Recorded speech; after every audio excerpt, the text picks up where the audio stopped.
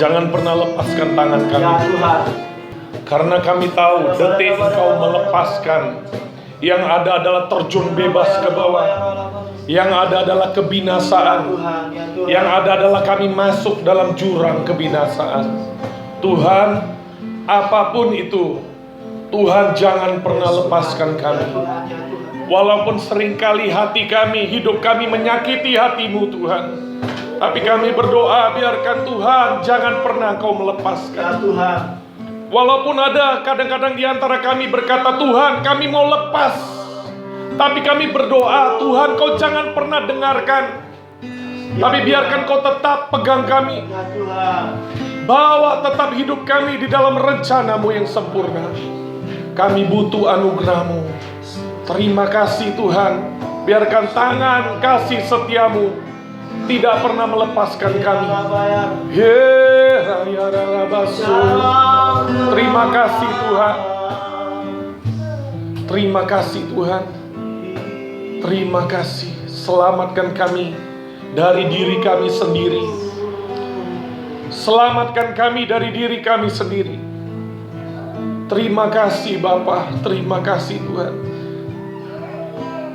Biarkan pada saat ini Kau sampaikan kebenaran-Mu, karena kami akan mengetahui kebenaran, dan kebenaran yang kami mendengar ini yang akan menyelamatkan kami, yang akan merdekakan kami. Terima kasih Tuhan. Pisahkan kami daripada diri kami sendiri, keluar daripada lingkaran kami untuk masuk kepada lingkaran-Mu. Keluar daripada batas hidup kami untuk masuk kepada apa yang Kau mau. Terima kasih Tuhan. Terima kasih. Mari bawa kami kepada samudera kehendak-Mu yang sempurna. Mari bawa hidup kami kepada muara kehendak-Mu yang sempurna. Paksakan rencana-Mu terjadi dalam hidup kami. Tuhan, hamba meminta roh hikmat, wahyu, pengertian, dan pengenalan akan Tuhan. Dan mampukan hamba dengan cara yang sederhana, agar hamba-Mu boleh menjadi penerjemah hati-Mu yang benar.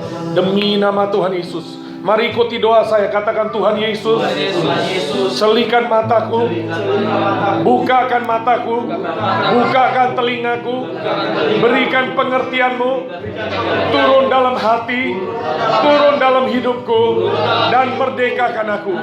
Aku haus dan lapar, aku memerlukan Engkau. Masuk lebih dalam lagi di dalam hidupku. Terima kasih Tuhan. Dimateraikan apa yang kami doakan terjadi dalam nama Tuhan Yesus. Amin. Amin. Silakan duduk saudara.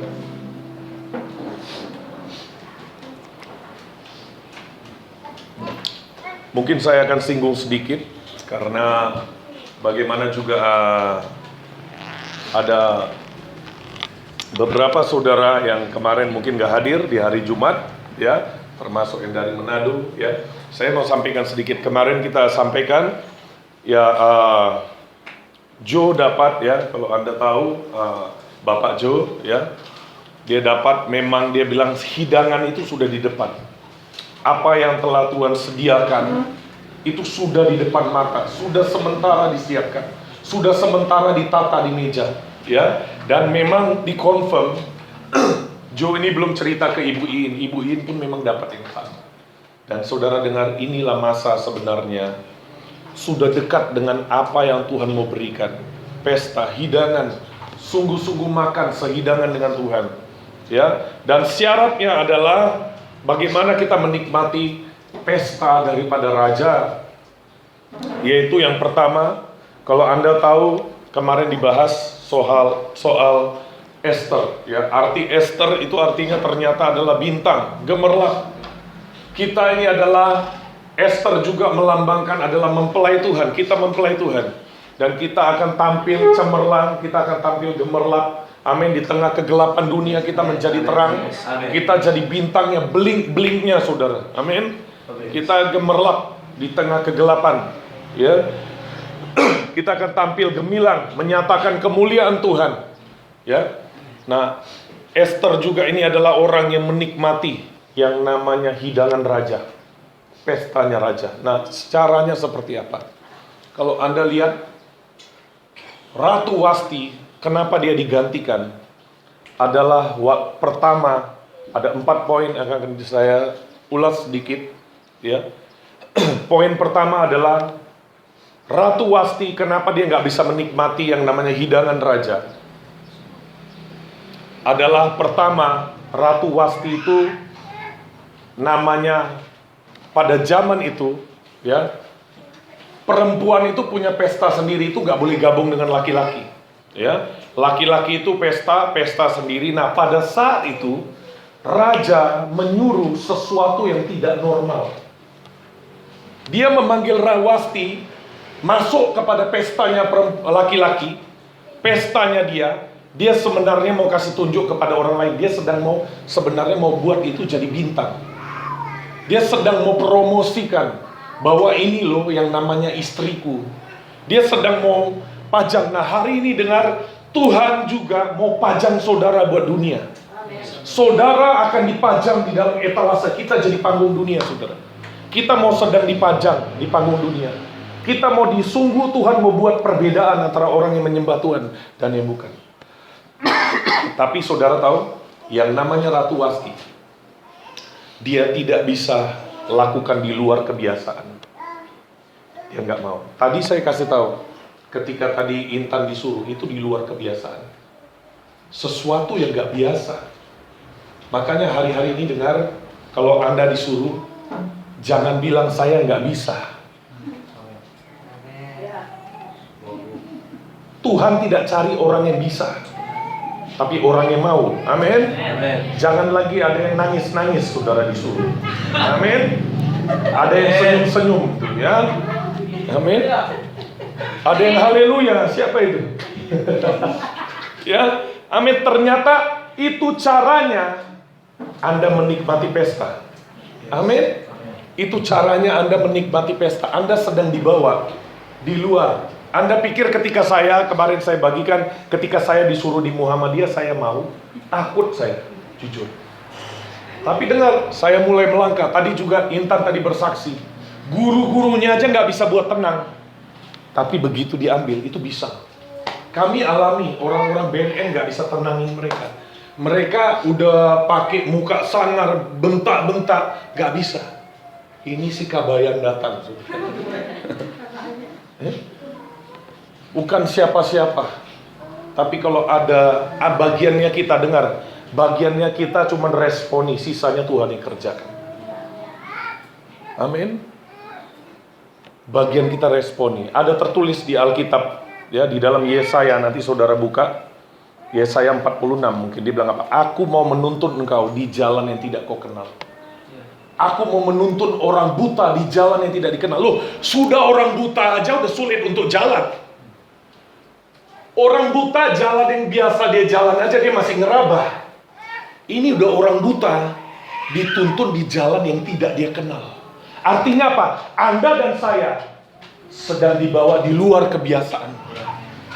Tapi disitulah kalau saudara lihat, mari kita buka aja saudara. Mari kita buka supaya kita lihat bahwa jelas apa yang dikatakan, ya. Yesaya 42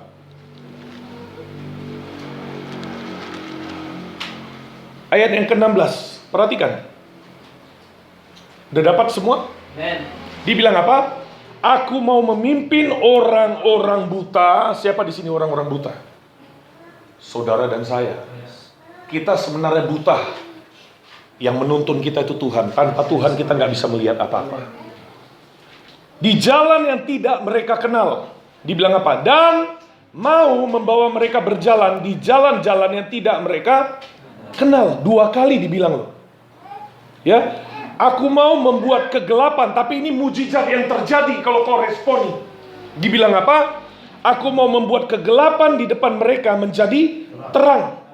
Tanah yang berlekuk-lekuk menjadi tanah yang rata. Ini Anda hidup dalam supranatural. Tiba-tiba itu diluruskan. Sesuatu yang kelihatannya sulit, bagian saudara responi, tiba-tiba jalan itu diratakan. Dibilang apa? Menjadi tanah yang rata. Itulah hal-hal yang hendak kulakukan kepada mereka, yang pasti akan kulaksanakan. Artinya gini, bagian saudara responi itu pasti jadi bagian. Amin. Di jalan yang tidak dikenal, udah buta, justru dituntun bukan di jalan. Udah buta aja, di jalan yang biasa dilewati aja udah sulit buat dia. Tapi ini udah buta di jalan yang nggak dia tahu. Jadi hari-hari ini saudara jangan berkata, saya nggak bisa. Bagian saudara respon. Amin. Tiba-tiba saudara lihat tadi Intan, dia bilang apa? Aduh, lebih bagus kalau kita suruh nari di hadapan 1000 orang. Tapi dengar, kalau Anda lakukan yang biasa kau lakukan, kau nggak akan pernah lihat supranatural. Karena arti supranatural artinya yang nggak natural. Justru karena nggak natural itu Anda nikmati supranatural. Kalau Anda lakukan yang natural, yang biasa, Anda nggak pernah lihat mujizat. Tapi kalau kau lakukan yang nggak biasa, kau lihat, wow, ternyata walaupun saya cuma kabayan, ternyata Tuhan buka jalan, bupati pun bisa ketemu. Amin. Yang pertama adalah Ratu Wasti. Kenapa dia nggak nikmati, bahkan dia disingkirkan? Karena apa? Dia sudah tidak bisa dibawa di luar kebiasaan. Musa pernah, saudara, berkali-kali dia udah biasa disuruh pukul. Satu hari disuruh ngomong, dia tetap mukul, saudara.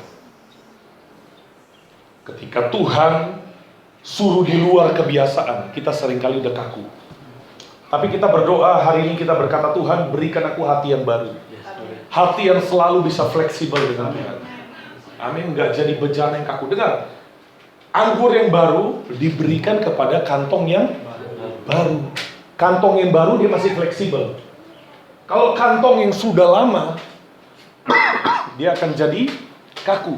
Tapi kita berdoa setiap hari kita terima, diperbaharui. Yang kedua, kalau yang tadi dia nggak bisa dibawa keluar biasaan. Yang kedua, dia punya pesta sendiri. Punya rencana sendiri. Punya agenda yang nggak bisa digeser kepada apa yang menjadi maunya Tuhan. Hari ini dengar, apapun yang kau ngerti, yang masih bisa, sebenarnya kita ngerti. Kalau diupayakan dengan sungguh-sungguh masih bisa digeser, geser, saudara. Sebenarnya ada orang berkata nggak bisa.